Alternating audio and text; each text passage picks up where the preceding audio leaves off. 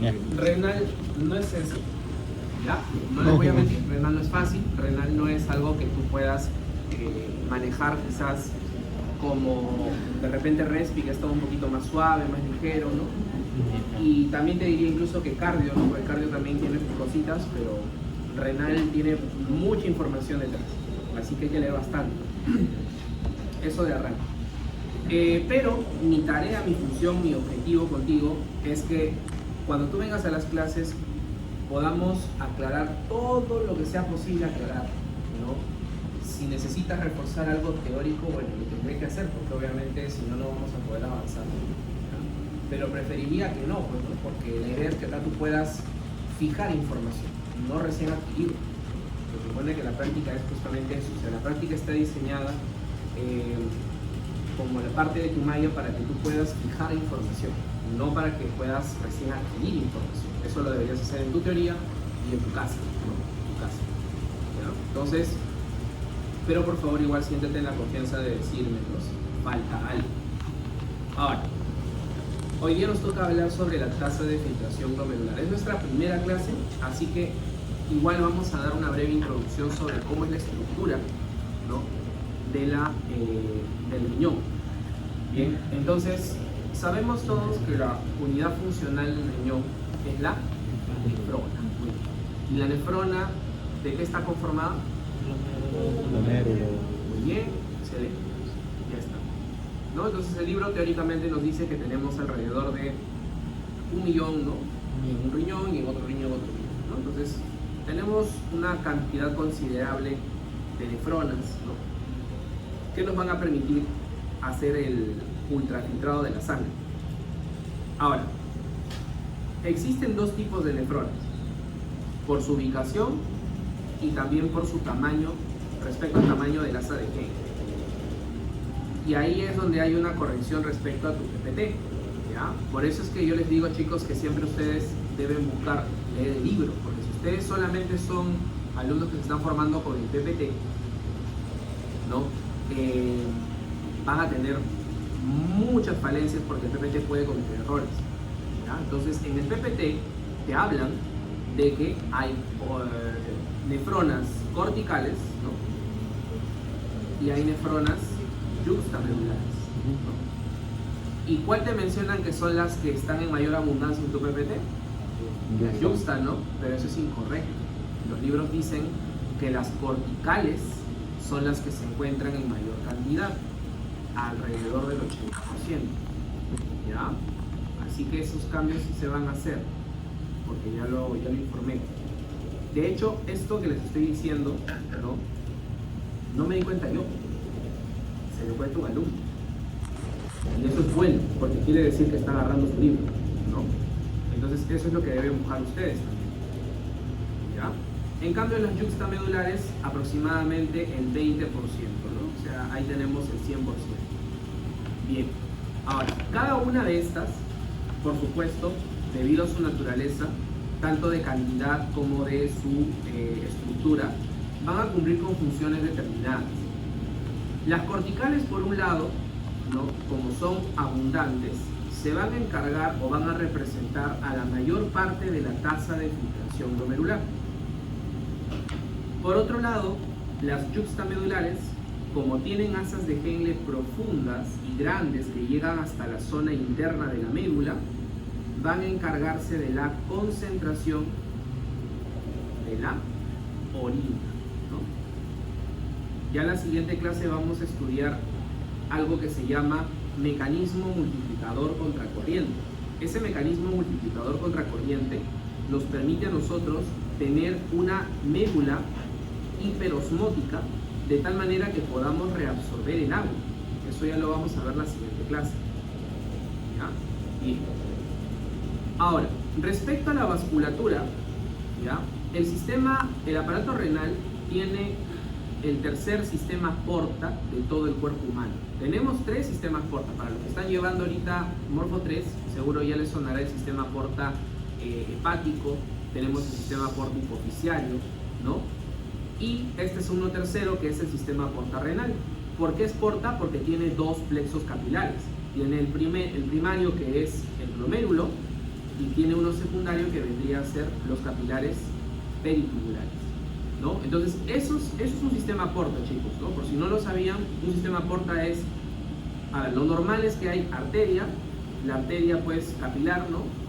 Es una simplificación obviamente, ¿no? Yo sé que hay arteriolas, pero capilar, vena y llega al corazón, ¿no?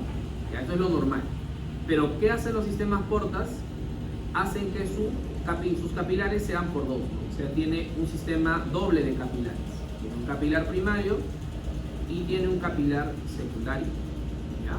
Y luego recién vena, corazón. Eso es lo que hace un sistema porta y eso es lo que ocurre en el riñón, ¿no? ¿Cómo así, doctor? Porque la sangre ingresa a través de la arteria renal, ¿no? Se va pues dividiendo, ¿no? En arterias segmentarias, arterias interlobulares, etcétera, etcétera, hasta formar una arteria o arteriola aferente, ¿no? La arteriola aferente es la que va a llevar la sangre hacia el glomérulo, ¿no? Entonces el glomérulo es ese primer plexo que se está formando. Luego la arteriola eferente está recogiendo la sangre y va a regresar, ¿no? Antes de pasar a la circulación venosa, va a formar primero esta red de capilares que son secundarios ya, que son los capilares peritubulares, ¿no? Que son los secundarios, que van a participar en la secreción y reabsorción de los solutos, ¿no? A su vez, chicos, lo que han leído ustedes de repente como vasa recta o vasos rectos, ¿sí? Son capilares peritubulares que se han especializado para poder concentrar más la orina. Son los que van a estar predominantemente en la célula, en las nefronas yuxtamedulares, ¿ya? Muy bien. Listo. Ahora sí. Esta es, bueno, la unidad funcional, ¿no? Tenemos nuestro glomérulo. Al glomérulo lo está envolviendo una cápsula que se le denomina cápsula de Bowman, ¿no? Y una vez pasado el glomérulo, acá tenemos un espacio que es el espacio de Bowman, ¿ya? La arteriola eferente, que ya las conoces, ¿no? Acá está bien resumidito el plexo capilar peritubular. Listo. Por aquí vemos esta cifra, que es FPR, ¿no? Flujo plasmático renal. Ahora yo les hago una pregunta. ¿Flujo plasmático renal y flujo sanguíneo renal son lo mismo? No. ¿Mm? Muy bien, no son lo mismo. ¿Por qué? Porque te desplaza más células sanguíneas. Correcto, así es. Flujo sanguíneo renal es distinto del flujo plasmático renal, ¿ya? Como hay un compañerito ahí más temprano que estuvo en clase también, y me causó gracia, ¿no? Porque él agarró y lo dijo de una manera bien natural. Y, bueno, simple, natural, y dio con la respuesta. Me dijo, doctor, ¿por qué sangre, pues? O sea, la sangre tiene todo. O sea, la sangre tiene todo, incluyendo elementos formes, ¿no? ¿Y cuál es el elemento forme que forma parte en mayor cantidad de la sangre? El hematocrito, ¿no? El hematocrito, la proporción que hay o el volumen que hay de eritrocitos, ¿ya? Entonces, el hematocrito normalmente en un cuerpo, en un ser humano, ¿cuánto es? 55%. 55%. Más fuerte, chicos, que no los escucho por la construcción. 55%. 45, ya, 45%, ¿ya? En mujeres puede ir desde 42, ¿no? Y en varones hasta 48, ¿no? Ahora esto puede aumentar un poco más, sí, ¿no? Pero bueno, 45 es un valor central. En cambio, el flujo plasmático renal solo nos habla de la porción líquida, acuosa, ¿no? De la sangre. Entonces, nosotros podemos hacer un cálculo del flujo sanguíneo renal por el flujo plasmático renal, que de hecho ya está ahí en la pizarra, ¿no? Hemos usado ese valor que nos están dando en el libro para nosotros aproximar un cálculo de cuánto sería el flujo sanguíneo renal de una persona con 625 mililitros de flujo plasmático, ¿no? Considerando un hematocrito estandarizado de 45%, ¿no? A lo cual nos ha salido 1136 mililitros por minuto, ¿no? Que ese sería su flujo sanguíneo renal. Si se dan cuenta, es superior al flujo plasmático, por supuesto. Ahora, a su vez, eso también nos permite analizar algo, y es que el flujo sanguíneo renal es una parte del gasto cardíaco, ¿sí o no? O sea, el corazón, cuando bombea la sangre, distribuye esta sangre en los diferentes tejidos del cuerpo, en los diferentes aparatos y sistemas. Uno de ellos serán los riñones, y los riñones reciben alrededor del 20 al 25% del gasto cardíaco, ¿no? Entonces, hicimos el cálculo también, asumiendo que es un paciente estándar también, ¿no? De 70 de frecuencia por 70 de volumen sistólico, nos salió un gasto cardíaco de 4.900 o 5.000 ya redondeando, ¿no? Entonces, hicimos la conversión y nos salió que de esos 4.900 o 5.000 de gasto cardíaco, el 20% más o menos sería 1.080 y el 25% 1.225 creo que. Y nuestro paciente nos había arrojado que tenía un flujo sanguíneo renal de 1.136. Entonces está dentro del valor normal, quiere decir que cumple, pues, ¿no?, con la condición fisiológica, así que todo está bien, ¿ya? Y eso lo hago, chicos, para que ustedes puedan ver que existe una conexión entre corazón y riñón, ¿ya? Cuando tú lleves fisiopato, vas a estudiar algo que se llama síndrome cardiorrenal.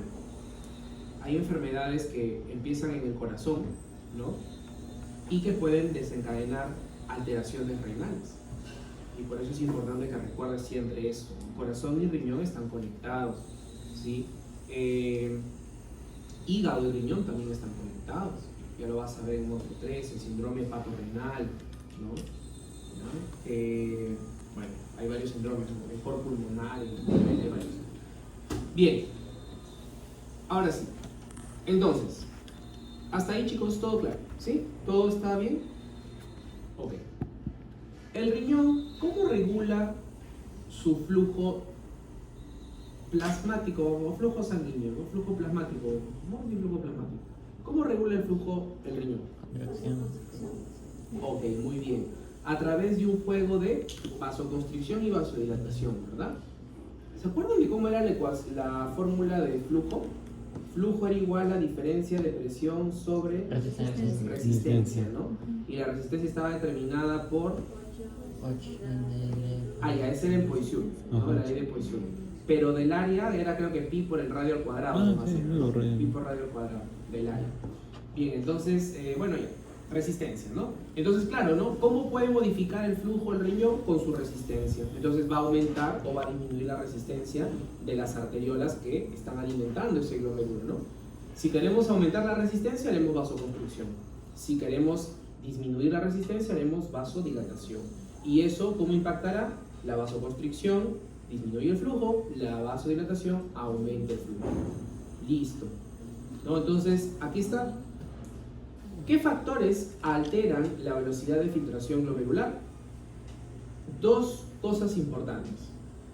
La ley o las fuerzas de Starling, ¿no?, que nos habla sobre los equilibrios entre las fuerzas hidrostáticas y coloidosmóticas, y el coeficiente de filtración capilar, que está determinado por permeabilidad y área superficial del filtro, ¿no?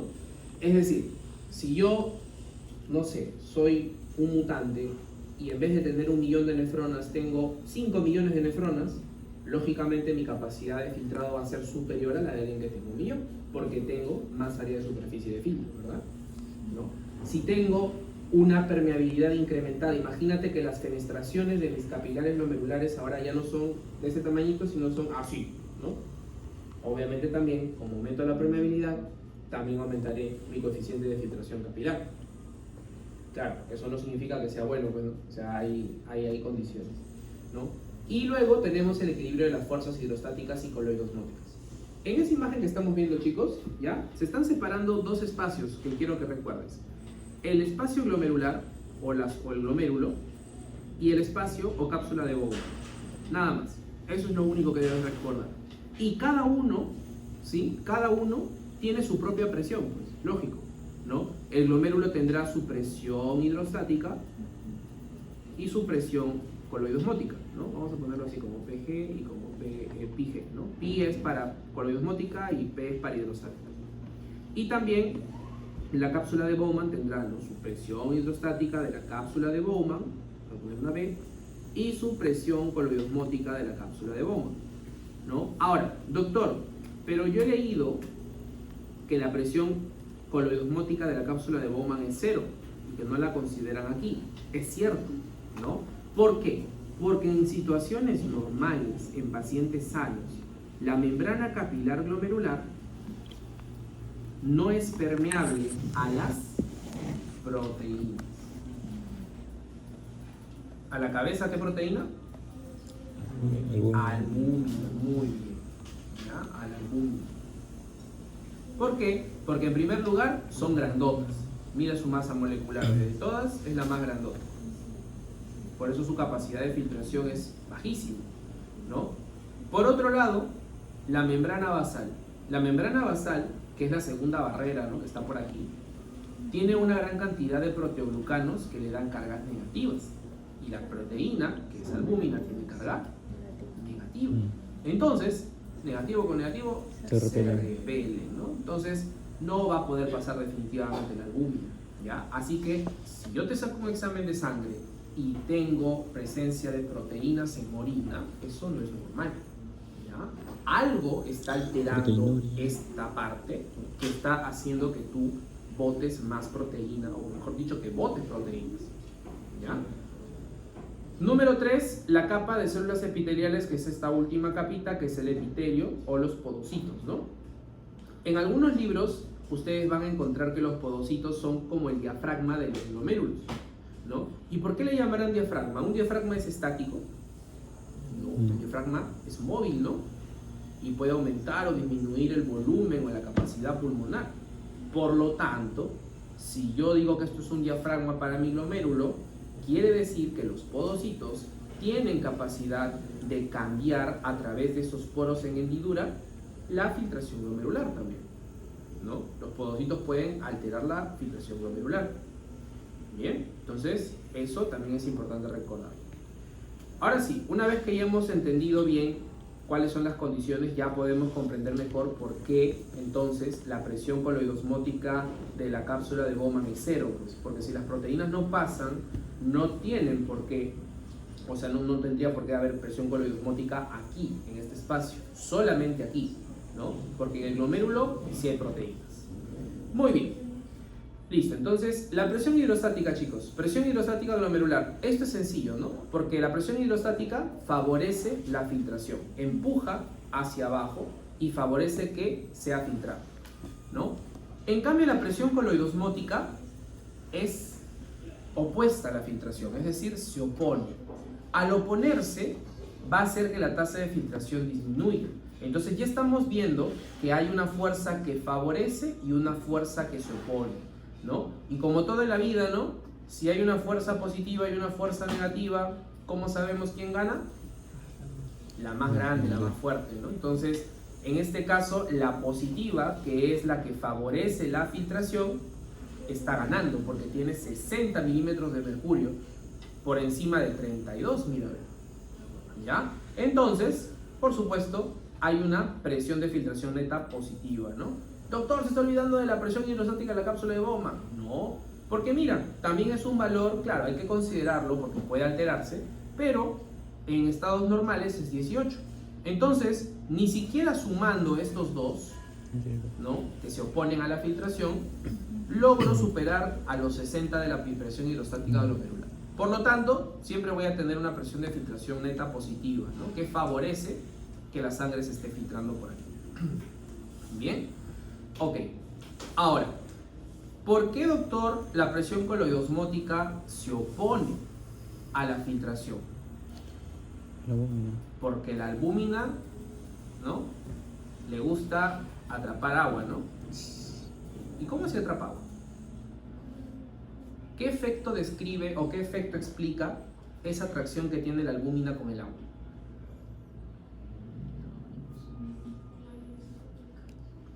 Atracción de las cargas. Ya, ok. Bien, están cerca. Hay algo que se llama el efecto de Gibbs-Donan, ¿no? ¿Qué nos dice el efecto de Gibbs-Donan? Que la carga de una molécula, como por ejemplo la albúmina, que es negativa, que no puede atravesar la membrana, va a tener influencia sobre la concentración de iones en un lado versus el otro. Bien sencillo, chicos. Membrana. ¿Ya? Albúmina. Vamos a decir que la albúmina está acá y que no puede pasar acá. ¿Ya? No puede pasar, no puede pasar. Voy a borrarlo para que sepan que no puede pasar. Listo. Si yo tengo cargas negativas acá a este lado por culpa de la albúmina, ¿qué crees que van a hacer mis aniones? ¿Van a querer estar en este espacio o van a querer estar en este otro espacio donde no hay albúmina? No hay alguno. Aquí, ¿verdad? Entonces aquí estarán más predominantemente cloro, bicarbonato, ¿no? Mis aniones, pues, ¿no? ¿Y quién sí se va a querer quedar más con la albúmina? La... Sodio, ¿no? Los cationes, pues, ¿no? Entonces, el sodio tenía atracción osmótica, ¿no? Jalaba agua. El efecto de Gibbs-Donnan entonces nos dice que la presencia de la albúmina, al influir de manera, aunque pequeña, sí, ¿no? Pero no por eso despreciable, al sodio, al atraer el sodio, esto a su vez también jala agua. Entonces, se crea esta presión coloidosmótica glomerular. ¿Ves? Entonces es por eso. ¿Ya? El efecto de Gibbs-Donnan no solo se usa para explicar esto, por si acaso.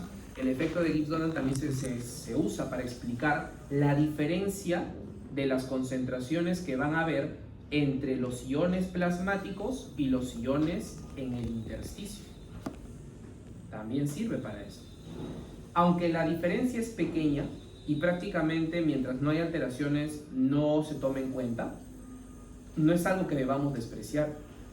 Porque, por ejemplo, si nosotros tenemos un gran incremento en la concentración de albúmina en el glomérulo, en el espacio glomerular, este efecto aumenta mucho más y por lo tanto crecería la presión coloidosmótica del glomérulo, a tal punto que incluso si es que la presión hidrostática glomerular baja lo suficiente, puede llegar a igualarla, ¿no? Y ya la resta ya no va a ser 10, de repente va a ser 5, va a ser 4, 3, 2, 1, ¿no? 0. No hay presión de filtración neta, o sea, no hay filtrado, ¿no? Entonces, ¿no? Ahora ya entienden por qué es que la albúmina jala agua, ¿no? Bien. Entonces, nuevamente, ¿cómo modula todo esto? ¿Cómo juega el riñón con estas variables? Con sus arteriolas, pues, ¿no? Con sus arteriolas, ¿no? Dice, ya, si yo abro mi arteriola aferente, entonces entre más agua, por lo tanto, aumenta la presión hidrostática glomerular. Sencillo, ¿no? Yo abro la arteriola eferente, dejo que salga más el agua, baja mi presión hidrostática. Listo, ¿no? Y así vamos jugando, ¿no? Hay enfermedades, hay medicamentos, hay situaciones que justamente van a escenificar ese juego de quién se dilata, quién se contrae, y eso es lo único que tú tienes que aprender a reconocer, ¿no? Las preguntas de examen de estos chicos giran en torno a ese tipo de situaciones. Así que vamos a practicar justamente. Ahorita te voy a explicar de cómo, no te preocupes, ¿ya? Mírenme, en esta tablita tenemos, por ejemplo, algunos determinantes o causas fisiológicas que pueden alterar, ¿no? Ciertos parámetros de lo que hemos estado hablando ahorita. Por ejemplo, en el caso del envejecimiento, ¿no?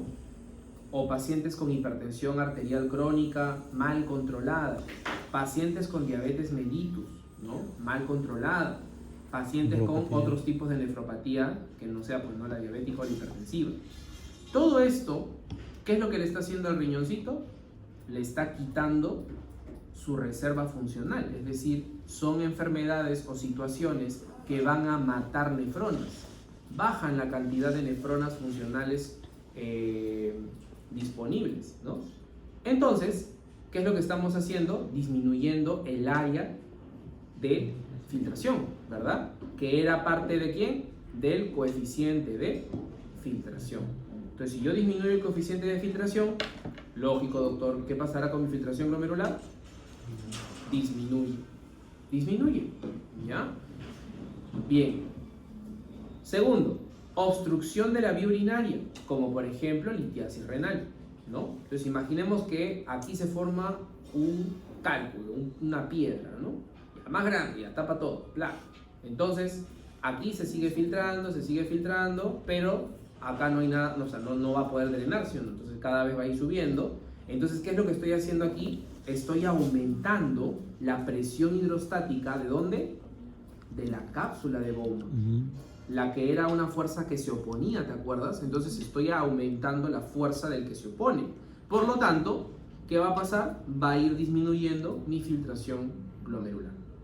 ¿Ves? Puede ser un cálculo, puede ser un tumor, puede ser de repente un coágulo, ¿no? Yo qué sé, ¿no? Pueden ser muchas cosas, ¿no? Pero cualquier cosa que me genere obstrucción me va a producir un incremento de la presión hidrostática de la cápsula de Bowman y eso reduce mi filtración glomerular.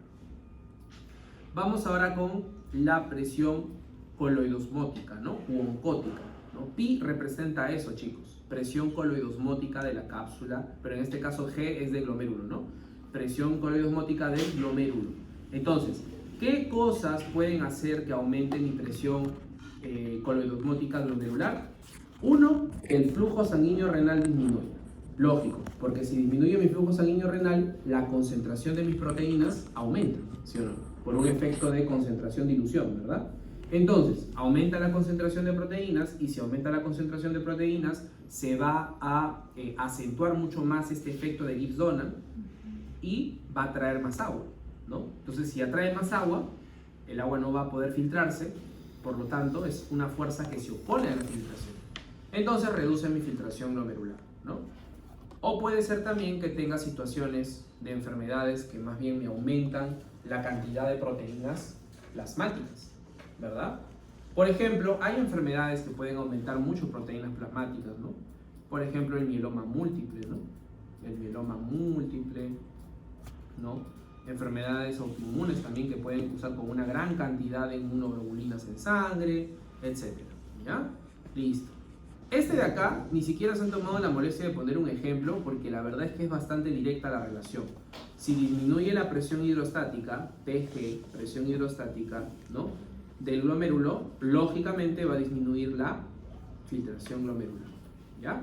Chicos, estas siglas, sí, por favor, tenganlas presentes, ¿ya? Porque hay exámenes donde yo he visto que, por ejemplo, les colocan, ¿no? Si es para marcar, les ponen, ¿no? El caso clínico A, B, C, ¿no? Y te ponen, determine cuál se correlaciona mejor con el caso. Entonces te ponen, ¿no? Disminuye PG, ¿no? Te ponen aumenta PB y disminuye KF, ¿no? Algo así, por ejemplo, ¿no? Entonces, por eso es importante que sí te aprendas estas siglas porque están en los libros de fisiología renal. Entonces están aceptados, ¿no? Es como una nomenclatura ya universalizada, se podría decir, ¿ya? Entonces pi casi siempre representa coloidosmótica, ¿ya? La K al coeficiente y la P representa las presiones, ¿no? Presiones hidrostáticas generalmente, ¿ya?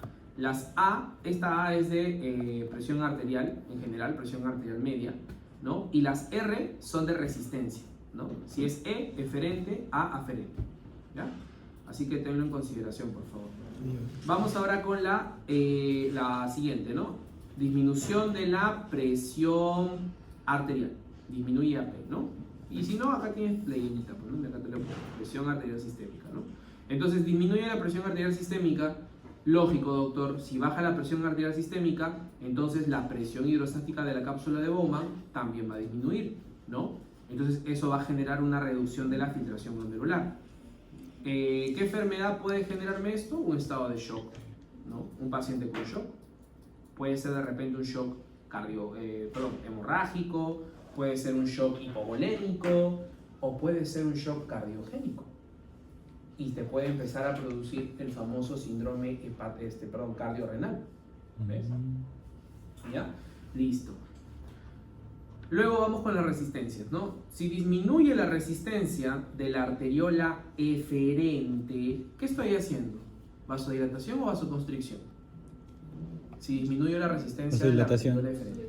Vasodilatación, muy bien.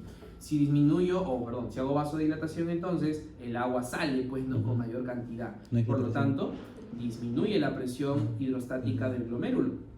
Y eso haría que mi filtración glomerular baje, ¿no? Muy bien. Entonces, ¿cómo yo podría ocasionar esto en mi paciente? Pues haciendo que la angiotensina 2 disminuya.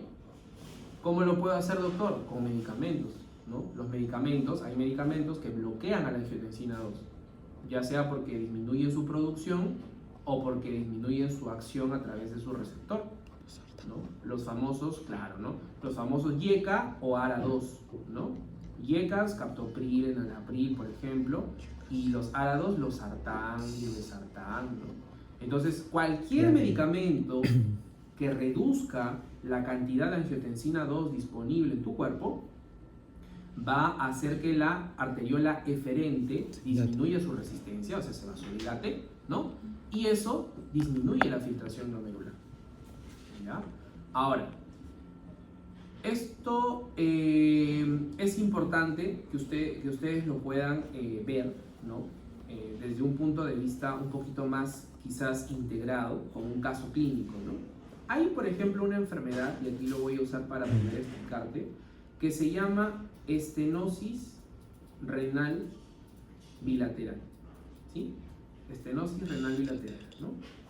Bueno, estenosis yo creo que tú sabes qué significa, ¿no? Estenosis renal bilateral, o sea, de las arterias renales, ¿ya? Entonces, ¿qué quiere decir? Estas arterias que están por acá, ¿no? Estas arterias que están por acá se calcifican, se engrosan y van a reducir el flujo que va a pasar a través de ellas. Por lo tanto, ¿qué es lo que ocurrirá con, inicialmente, con la presión hidrostática glomerular? Disminuye, ¿no? Porque está llegando menos sangre al filtra menos.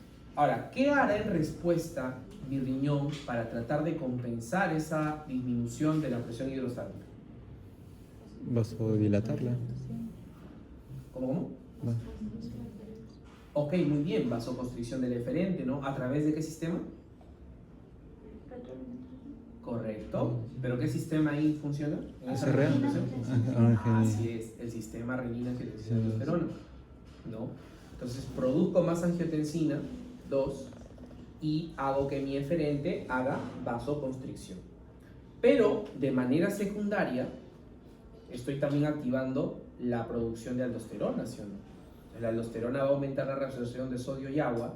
¿Y qué es lo que voy a hacer? Que aumente el volumen arterial efectivo y eso se traduce en hipertensión arterial. Entonces los pacientes con estenosis renal bilateral pueden llegar a tu consulta con hipertensión arterial. Ahora, ¿todos los pacientes que tienen hipertensión arterial tendrán estenosis renal? Por supuesto que no. Hay otras causas de hipertensión arterial. Esta es una de ellas, ¿no? Entonces, ¿por qué te resalto este en específico? Porque casi todas las hipertensiones se tratan con los mismos medicamentos. En primer lugar, YECAs o ARAS-2.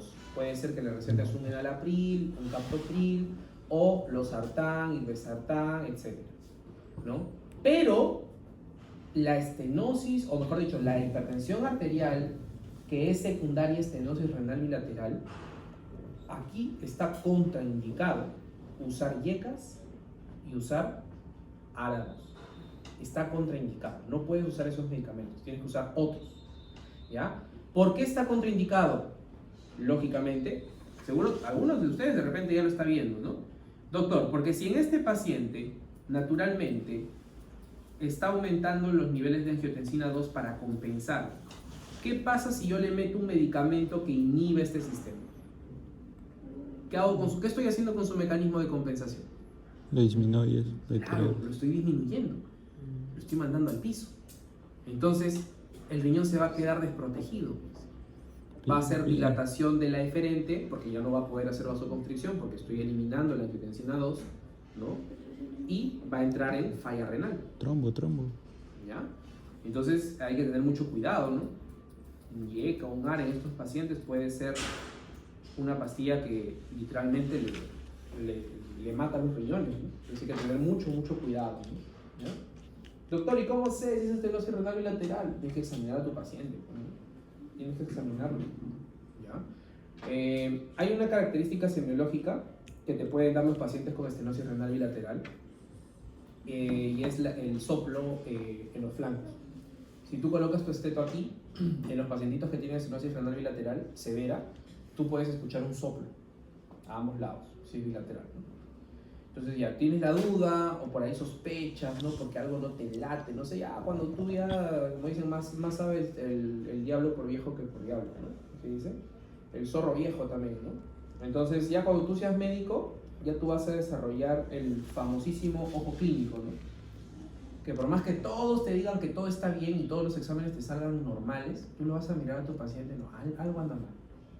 Este me late algo mal, ¿no? Algo tiene, ¿no? Entonces, si tienes la duda, el examen indicado, por ejemplo, para descartar una estenosis renal bilateral es una ecografía Doppler de las arterias renales, ¿no? Y es una ecografía Doppler que mide flujo arterial directamente ya de las arterias renales y con eso determina.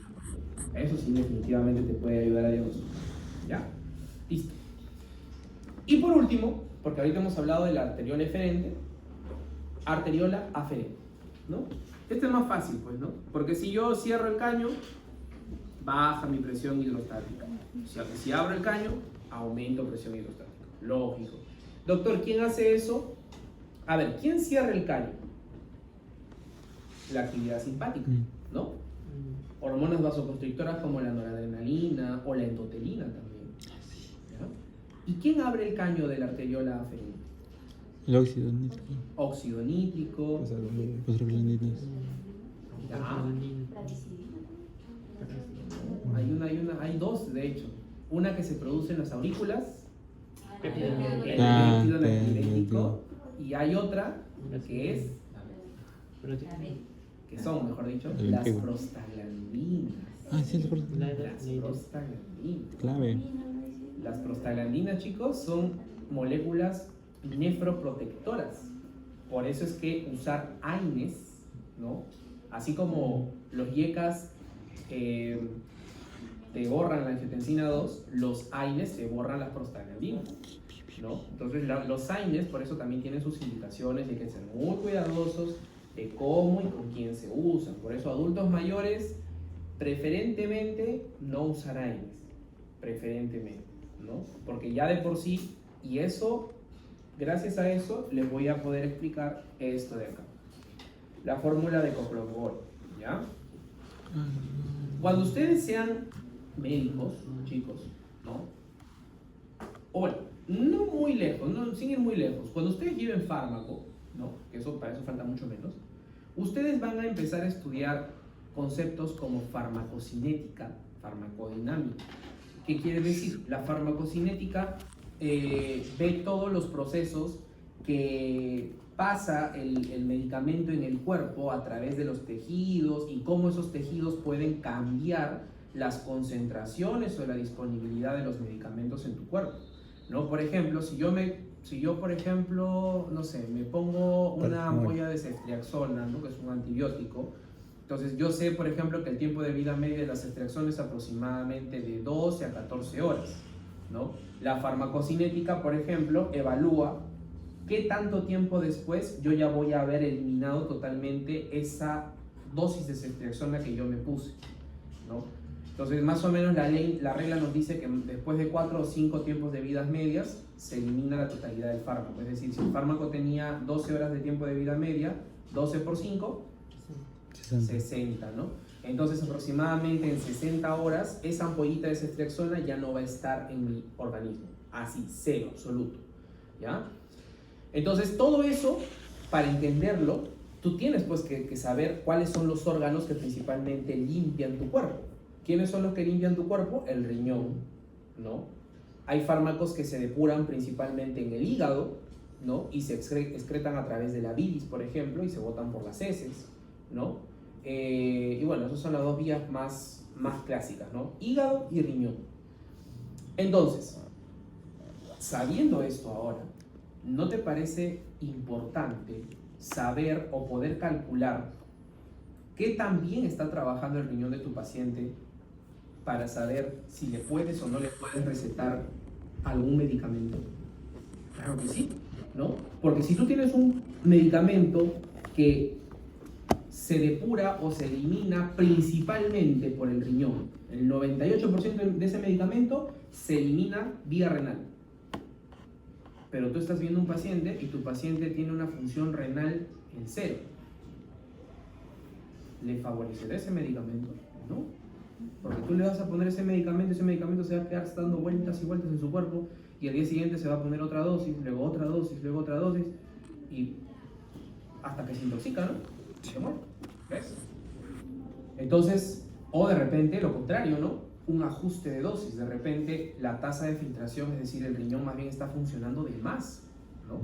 Mucho más de lo esperado. Entonces, un medicamento que de repente te va a durar el efecto, pucha, sus 6 horas, ahora te dura 4 horas, 3 horas. ¿Por qué? Sí, Porque la bien. depuración está A full. volando, claro. Entonces, todo eso hay que considerar. Entonces, nos interesa cómo saber, o mejor dicho, claro, saber cómo está filtrando nuestro riñón. Ahí es donde nace este famoso concepto que se llama tasa de filtración glomerular, ¿no?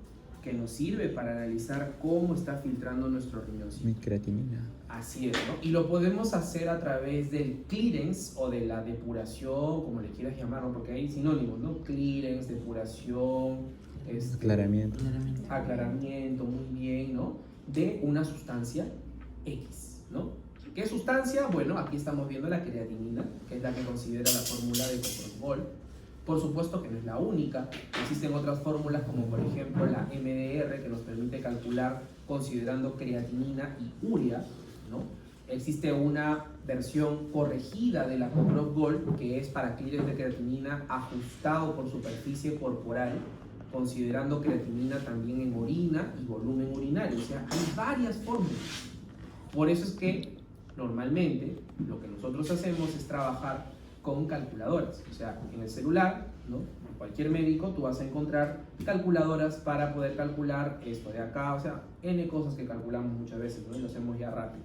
Porque lo más importante realmente es saber interpretarlo, o sea, es lo que le importa al médico, ¿no? Saber la aplicabilidad y saber interpretar, no tanto la parte, digamos, matemática, ¿no? Aunque con la parte matemática sí es cierto que resulta interesante analizarlo, ¿no? Porque, bueno, podemos, por ejemplo, ver aquí, conociendo las variables que observa o que analiza la fórmula de Coprogol, que la edad influye en el clearance de creatinina, ¿sí o no? Si no, no lo considerarían ahí, ¿no? Entonces, por ejemplo, no es lo mismo que tú, que tienes pues menos de 25 años, ¿no? O bueno, ya menos de 30, ¿no? Entonces, menos de 30 años, yo te saco un clearance ahorita de creatinina para una creatinina de 0.9, y con esa misma creatinina, tu mismo peso y todo igualito, le saco a un viejito de 80 años. En el viejito de 80 años, solo por el hecho de tener 80 años, así tenga la misma creatinina sérica, el clearance de creatinina va a bajar. ¿Ves? Por la edad. ¿Ya? ¿Por qué? Porque ya vimos el envejecimiento de manera natural reduce área de superficie y eso reduce coeficiente de filtración. Es lógico, es esperable. ¿Ya?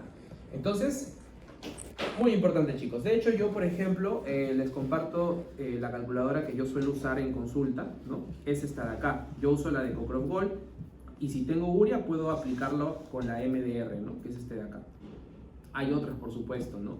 Entonces, esta a mí me gusta porque me permite calcular el Coprogol corregido por superficie corporal, ¿no? Si bien es cierto, no considera creatinina en orina ni tampoco volumen urinario, ¿no? Pero mira, acá por ejemplo yo estuve haciendo el experimento y les coloqué a un pacientito de 24 años, asumiendo, peso de 65, talla 1,60 m, una creatinina sérica, esto es sérica, en 0.9, o sea, en sangre, ¿no? Y que es hombre, ¿no? Entonces puse a calcular y me salió que el pacientito tiene un Coprogol corregido de 118.64 mililitros minuto por superficie corporal. Cosa que esto de aquí, este valor que nosotros obtenemos, lo usamos para esto, para poder clasificar al paciente, ¿no? En grados o digamos en categorías, ¿no? Si el paciente tiene más de 90 mililitros minuto por área de superficie, es normal, ¿ya? Si tiene, o sea, G1, ¿no? Si es entre 60 y 89, ligeramente disminuido y así sucesivamente hasta llegar a G5, que es fallo renal, ¿no? Entonces, por ejemplo, este pacientito, normalazo, pues, ¿no? Está recontra bien. Claro, pues en la flor de su juventud, mira, 24 años, ¿no? Pero mira qué pasa si yo simplemente cambio la edad del paciente. Todo lo demás lo voy a dejar igualito. Ahora pongo que es el mismo paciente, pero de 80 años. Calcular, mira su tasa de filtración. Bajó a 61, ¿te das cuenta? La edad interfiere. Muy bien. Entonces, mira, de lo que estaba aquí bien feliz, mira, ¿ven? Se fue casi acá, ¿no? Casi está a punto de pasar a G3A, ¿no? ¿Ya? Está en G2, pues ligeramente disminuido. Ahora, doctor, para un varón de 80 años, ¿qué le digo? ¿Que está mal, que se va a morir? No, es normal, es su edad. Es normal que su riñón, señor, Usted no se pase, pues no va a querer tener los riñones que tenía cuando tenía 24 años, ¿no? Ya tiene 80 años, pues señor. Está caro los ya, riñones. acepte, ¿ya? Entonces, eso es importante, ¿ya? Bueno, ya, no sé qué dice, pero lo saben. Entonces, chicos, para que vean, ¿no? Ese es un experimento que me gusta hacer para que ustedes vean qué influencia tiene la edad, ¿ya? Por supuesto que la única forma, o mejor dicho, la única manera ¿sí? de categorizar al paciente no es solamente por tasa de filtración, también es por albuminuria. Porque ya lo dijimos, ¿no? Ah, sí. ¿Las proteínas deben pasar por la orina? No. No deben pasar las proteínas. Por lo tanto, si yo veo que hay proteínas en orina, a eso le llamo yo proteinuria, o si veo específicamente albúmina, le llamaré albuminuria, ¿no? Ese paciente tiene algo malo también. Síndrome nefrótico. Así es, podría ser un síndrome nefrótico, ¿no? Podría ser una nefropatía diabética, o sea, podrían ser muchas enfermedades que me hagan perder proteínas, ¿no? Entonces, no es lo mismo tener un paciente que es G1, ¿no? Porque tiene una tasa de filtración, pues, cachete, ¿no? Como este de acá, jovencito, ¿no? 24 años, 16. 118, ¿no? Está feliz, ¿no? Pero le pediste una proteinuria y le salió en 300 miligramos. Pucha, ya fue. Se le borra la sonrisa, ¿no? Porque es G1, pero es G1A3. Tiene daño renal. Algo está haciendo que pierda proteínas, ¿ya? Y lo mismo para cada uno, chicos. Por eso hay colores. ¿Por qué hay colores? Porque así lo hacemos de manera más dinámica y sabemos, ¿no? Esto sirve para que ustedes, cuando sean médicos generales, sepan cuándo, hasta cuándo ustedes pueden ver al paciente y a partir de qué momento ya no lo pueden ver ustedes y tienen que mandarlo al nefrólogo, ¿no? Ustedes pueden ver verde y amarillo. Hasta aquí. Anaranjado, ya tienes que ir sacando su interconsulta con nefrología. Y rojo, definitivamente, esto lo debe manejar si o sí un nefrólogo nada más, puramente, ¿ya? Entonces, a partir de G3B, a partir de aquí, hacia abajo, ya tiene que verlo nefrología. Y si es G3A, pues A2, ¿no? Ahí ya depende, ¿no? Pero si es solo por la categoría G, entonces, G3B abajo es nefrología. G1, G2, G3A todavía lo puedes manejar, ¿ya? Así que para eso, pues ya ven la aplicación ahora de esa fórmula de Cochrane, para eso nos sirve, ¿ya? Listo. Entonces usamos creatinina, ¿no? Ahora, ¿por qué usamos creatinina? ¿Qué ventajas tiene la creatinina? ¿O qué ventajas tiene que tener una sustancia para que nosotros consideremos utilizarla como un marcador de la tasa de filtración glomerular? No se reabsorbe. Ajá. ¿Mm? Lo botas todo. Correcto. Primero, que se filtre, pues, ¿no? Segundo, que no se reabsorba. Y tercero, que no se secrete a nivel tubular, ¿no? De hecho, chicos, la creatinina es un parámetro que sobreestima ligeramente la tasa de filtración glomerular. Porque una pequeña cantidad de creatinina se secreta a nivel tubular. Entonces eso te sobreestima un poco la tasa de filtración.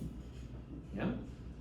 Ahora, hay algo que ocurre distinto con, seguro en tu librito lo has visto, que es el PAH, ¿no?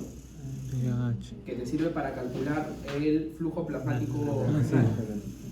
Ya. En este caso, el PAH, ¿qué hacía con el flujo plasmático renal? ¿Lo sobreestimaba o lo subestimaba? Subestimado. Lo subestimaba, ¿no? Decía más o menos en un 10% subestima el flujo plasmático renal, ¿no? ¿Y es por qué? Porque si tú has observado con detenimiento esta diapositiva de aquí, te habrás dado cuenta que de los 625 mililitros por minuto que pasan como flujo, no se filtra todo, se filtra 125 nada más. Entonces hay una parte de este plasma que pasa de frente, ¿no? Entonces va a dar vueltas, ¿no? Va a llegar nuevamente al corazón, otra vez va a salir y otra vez pasará por el riñón. Y así una y otra vez hasta que le toque, pues, ¿no? Ser filtrado, ¿ya? Entonces, eso es para que veas que no es que en una sola filtración, no es que en un solo filtrado, ya todo el pH que tú le has puesto a tu paciente ya se filtró, ¿no? Fisiológicamente es normal que algo de eso todavía quede y salga por la arteriol eferente, ¿no? Y luego, cuando tú lo extraes de la vena renal, vas a ver que hay todavía pH. Y vas a decir, uy, no filtró. Claro, no filtró, pero eso es algo normal, pues, porque el pH no se filtra en su 100% con la primera pasada, hay que esperar. ¿Ya? Entonces, a eso se refiere cuando te dice que subestima, ¿no? Bien, bien chicos, listo. Entonces, ¿hasta ahí todo claro? Sí, Claro, ¿no? Sí, dime. Cuando dicen albuminuria, o sea, ¿cómo saben en qué parte del riñón? Porque yo he visto amigos que dicen que hay daño renal, pero o sea, es todo el riñón, pero ¿cómo sabes qué parte? ¿A qué parte, a qué te Ajá, refieres? o sea, dicen hay daño renal, que hay daño glomerular, creo, Ya. pero, o sea, por ejemplo, si hay albuminuria, Ajá. ¿en qué parte sería el daño? Si hay albuminuria, lo que está mal es la membrana glomerular. ¿Y cómo sería? O sea, la descripción sería daño renal, o sea, en general, o tengo... Claro, o sea, decir daño renal es como, imagínate, ¿no? Decirte, mi casa se incendia. Claro, pero de repente no es toda mi casa, de repente solamente mi cocina, mi sala que está incendiándose, ¿no? Entonces, si tú dices daño renal, es como, ok, ya, me estás dejando claro que hay un problema en el riñón. Pero ahora, en base a tus estudios, o sea, en base a tus análisis, ¿de dónde crees tú que está viniendo ese daño? Si ves proteinuria, sospecha que el daño es a nivel glomerular, o sea, de la membrana, ¿no? Si ves, por ejemplo, en el examen de orina, ¿a alguien le han hecho examen de orina alguna vez en su vida? ¿No? Bueno, las chicas de repente, porque cursan generalmente con más frecuencia con infecciones urinarias, ¿no? Pero bueno, en el examen de orina, de todos los parámetros, por ejemplo, que justo les estaba leyendo, uno de ellos son los hematíes, ¿verdad? O sea, hematíes no deberían haber, porque ya vimos que elementos formes no deberían pasar. En segundo lugar, por ejemplo, también están los leucocitos, tampoco deberían estar presentes. Y en tercer lugar están las células epiteliales. Células epiteliales no nos dicen mucho realmente en el sentido de algo específico, porque células epiteliales quiere decir pues que hay descamación de algún lado, o sea, se han descamado células del epitelio de algún lado. Puede ser, por ejemplo, a nivel tubular, ¿no? Que eso ocurre en las pielonefritis, por ejemplo. En las pielonefritis pueden haber presencia de células epiteliales. Pero ¿cómo sabemos entonces, ahí respondiendo parte de tu pregunta también, doctor, ¿y cómo sabe usted que las células epiteliales vienen de una pielonefritis y no vienen de más abajo de repente, de la uretra o de otra parte de la vía urinaria? Porque cuando son de la zona de la nefrona, las células epiteliales, cuando te reportan en el laboratorio, salen como células epiteliales cilíndricas, las botas cilindros, así es como lo reportan. Entonces tú lees las células epiteliales con forma de cilindros. Ya, esto viene de arriba, o sea, viene de nivel tubular, ¿ya? Ahora, si solo son células epiteliales y no tienen forma de nada, o sea, no hay cilindros ni nada, entonces, bueno, son células epiteliales probablemente de la vía urinaria baja, ¿no? O incluso de repente de la misma piel, porque cuando recolectó la muestra, de repente lo contaminó, ¿no? Entonces, va a depender mucho del caso y de los estudios que le hayas hecho.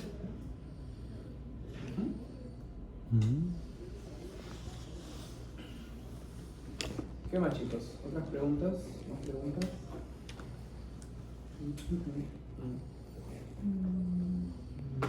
A ver, ¿quieren estudiar con algunas flashcards? Sí, a ver. Ya, a ver.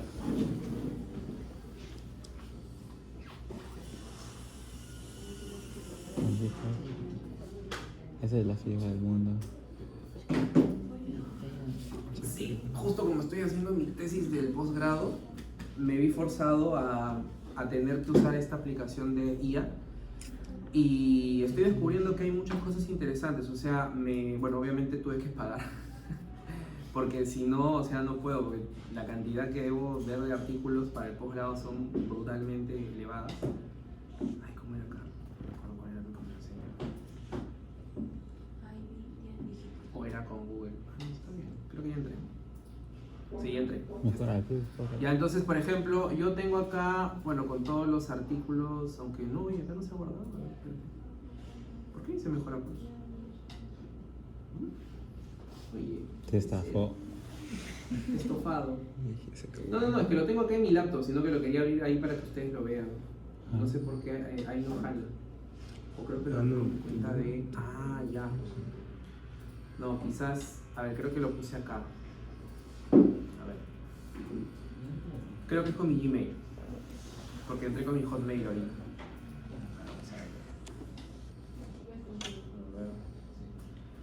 ¿Por qué no lo descargas? ¿Qué cosa? ¿Los flashcards? No, la aplicación. Ah, también, pero ¿no me va a tomar más tiempo? No, para que no lo tengan que agregar. O sea, como te digo, yo lo tengo en mi laptop. El problema es que esto no es mi laptop, es la laptop de acá. Claro, ese es el Un problema. repasito, por Ya bueno, se los leo nomás, no chicos. Se los No. quería mostrar para que le tomen foto, pero No. No. ya bueno. Manda captura, porfa. Es que son 152. Solo de Renan. Ah, mira, HDMI. Entonces, ¿qué es lo que hice con esta aplicación? Agarré el Constanzo entero y placa lo metí. O sea, metí el Constanzo porque tú puedes subir PDF, puedes subir archivos, artículos. Y la IA crea un chat solo con ese archivo que tú le has subido para que tú le puedas hacer preguntas de ese archivo. Entonces hay una opción cuando tú pagas, hay una opción que te permite, por ejemplo, crear flashcards de lo que sea que tú le hayas metido. Entonces yo le puse, créame flashcards de todo lo que es renal del Constanzo, pero en base a Constanzo, ¿no? Entonces me ha creado 252 flashcards. Sí, chévere, ¿eh? Chévere. Y no es muy caro realmente, ¿eh? Porque está $28 al año. ¿Al año? Sí, al año. Es Bien, barato, bien. es barato. Está saliendo algo de $2, más o menos $2 al mes. ¿No? O sea, menos que una suscripción a Spotify, mucho menos, ¿no? Entonces, ya si quieren pueden usarlo porque sí es buena la aplicación, ¿no? Es buena, es buena. A ver, ya, flashcards, a ver, ¿qué puedo preguntarles? A ver. Ya no. Ya está. Con clavecitos.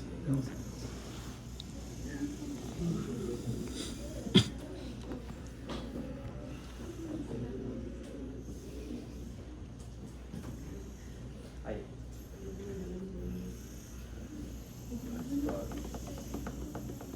Ya, a ver, ¿quién me puede decir cuáles son los dos pasos del mecanismo celular de la reabsorción de glucosa en el túbulo proximal? O sea, en otras palabras, ¿cómo se reabsorbe, las formas en las que se reabsorbe la glucosa en el túbulo proximal? ¿Cuáles son los pasos que debe seguir?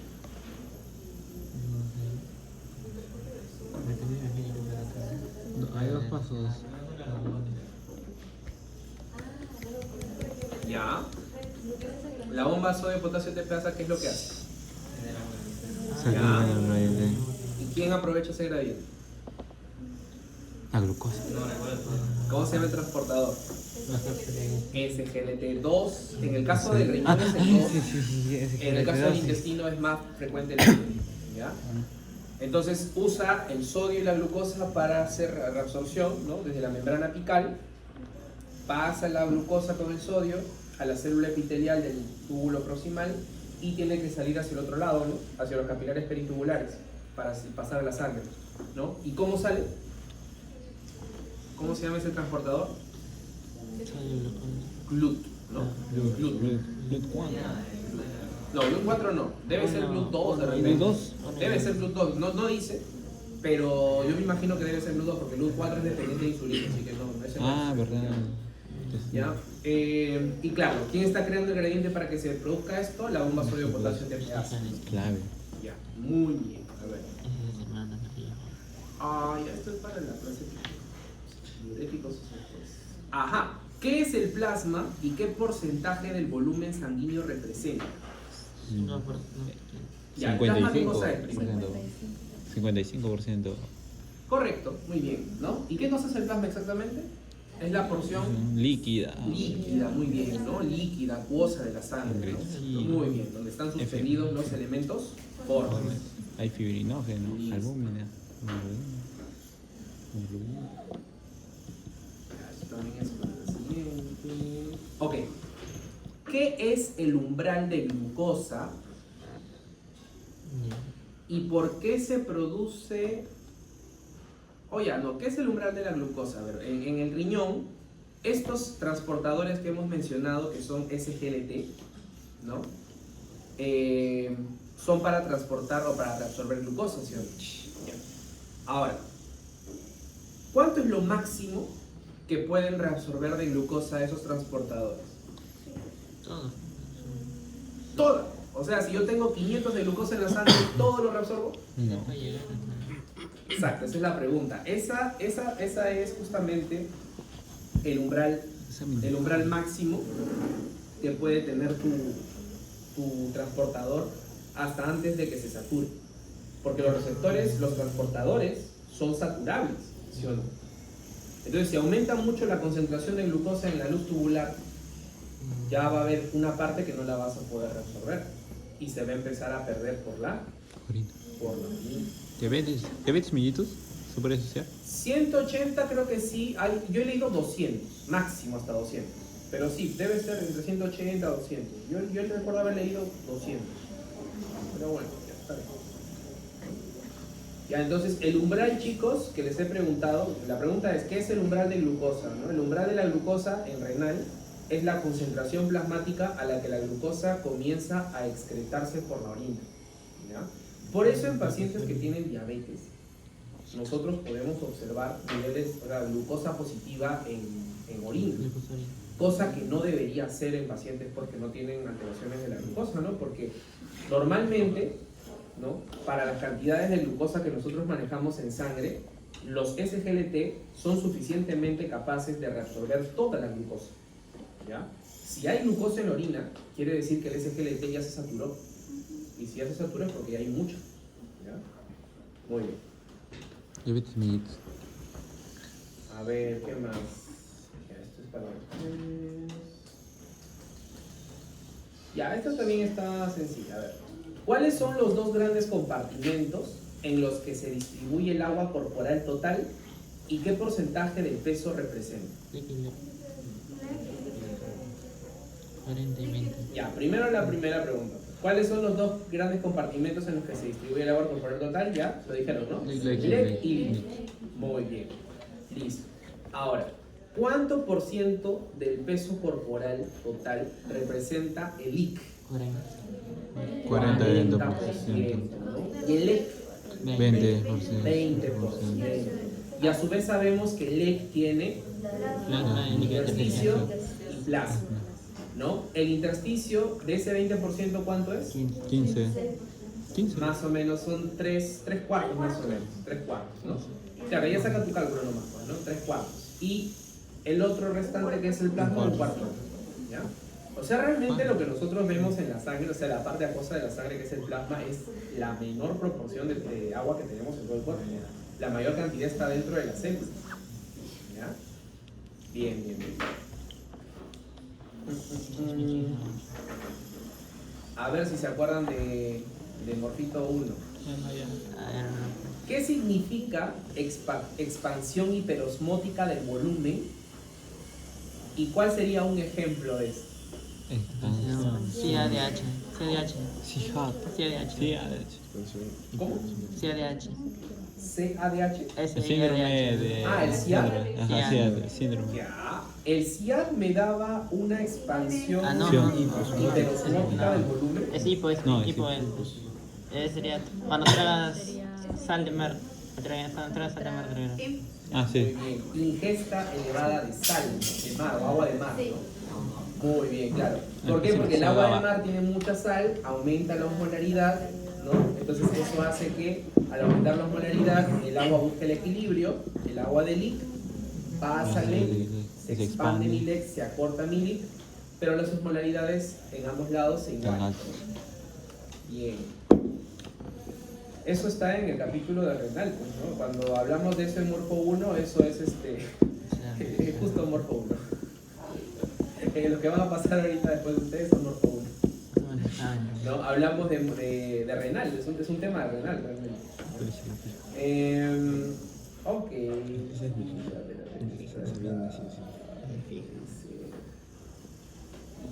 Ya.